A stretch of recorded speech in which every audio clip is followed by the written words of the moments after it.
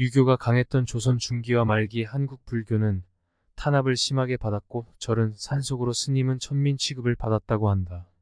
그런 암흑기에 한국 선불교를 다시 일으킨 이가 선의 혁명자 경허선사다. 그에게는 3명의 제자가 있었다. 그들을 경허의 3월이라고 부른다. 수월과 해월 그리고 만공이다.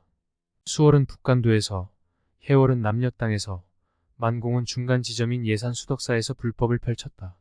그중 맞상자가 수월이다. 수월은 달 중에서도 꽉 찬 달로 통한다. 법명은 음관이다. 그런데 수월선사는 남긴 우동성도 없고 열반성도 없다. 그에 대한 자료가 남아있지 않기 때문이다. 수월은 어려서 부모를 잃고 부잣집 머슴살이를 했다. 하루는 탁발승이 그의 방에 들어와 잠을 청했는데 밤새 탁발승이 들려준 이야기를 듣고 수월은 출가를 결심했다. 그런데 주인이 출가를 허락하지 않았다. 주인은 가죽신을 던져주며 신발이 다 떨어지면 떠나거라고 했다. 그날부터 수월은 일을 마치면 가죽신을 신고 들판에 나가 벼포기를 걷어찼다. 29살이 되던 해 수월은 천장암에서 정진하는 경허선사를 찾아갔다. 그리고 경허선사의 친형인 천장암주지 태어성원 스님을 스승으로 삼고 출가했다. 하지만 그는 글을 배우지 못해 뗄나무를 해오는 부복과 공양주 노릇을 하다가 법당 예불 중 천수다란 일을 듣고 하나의 마음으로 암송했다.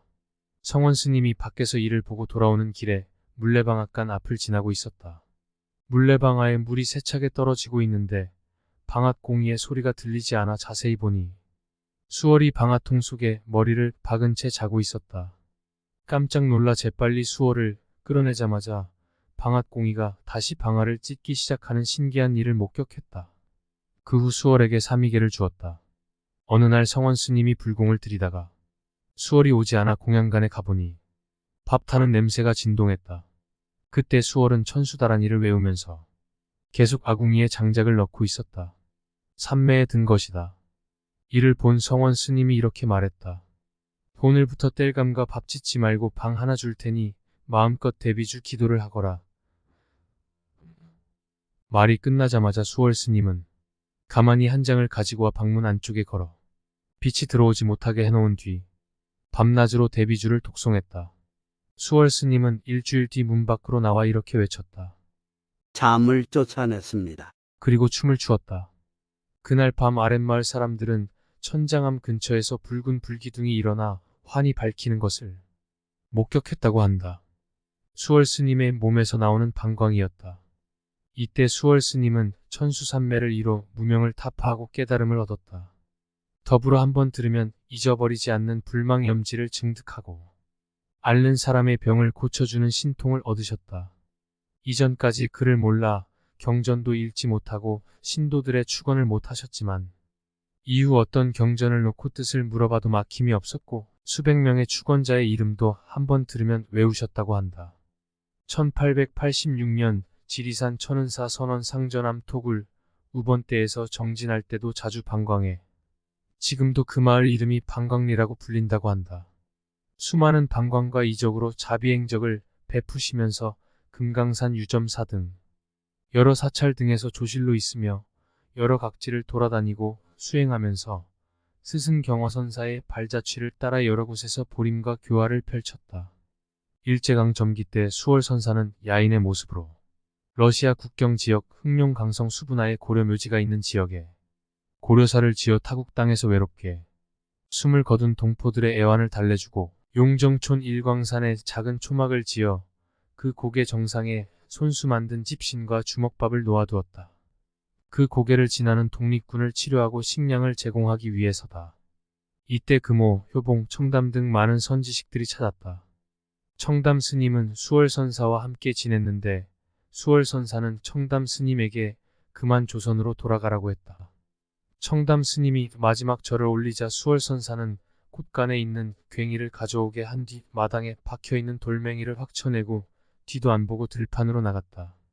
청담 스님은 수월선사가 건넨 화두를 가지고 수행을 했다고 한다. 이것이 무언의 사자후다. 한 번은 부상을 당한 독립군이 수월의 초막에 머물 때 그의 법문을 물었다. 수월선사는 이렇게 말했다. 돌을 닦는 것은 마음을 모으는 거요. 별거 아니요. 하늘천 따지를 하든지 하나 둘을 세든지 주문을 외든지 어쩌든 마음만 모으면 그만인겨. 무엇이든지 한 가지만 가지고 끝까지 공부해야 하는겨. 그래서 사람들은 그를 두고 그림자 없는 성인이라고 한다. 1928년 7월 16일 세수 74세, 범납 45세로 간도 수분화의 한 계곡 바위에 알몸으로 집신을 머리에 이고 좌탈인망했다. 화장시 밤낮으로 7일간 방광했다고 기록되어 있다.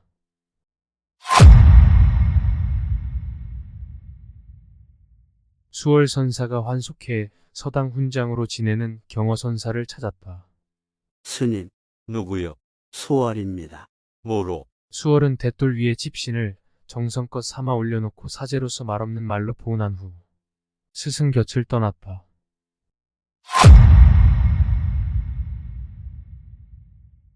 수월과 만공이 천장암에서 함께 공양을 하던 중 수월은 갑자기 숭늉이 들어있는 물그릇을 들어 보이며 만공에게 다음과 같이 물었다.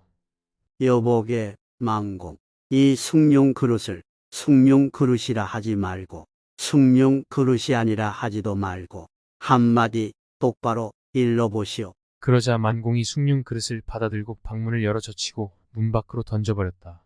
그 후 묵묵히 앉아 있었다. 수월은 손뼉을 치며 말했다.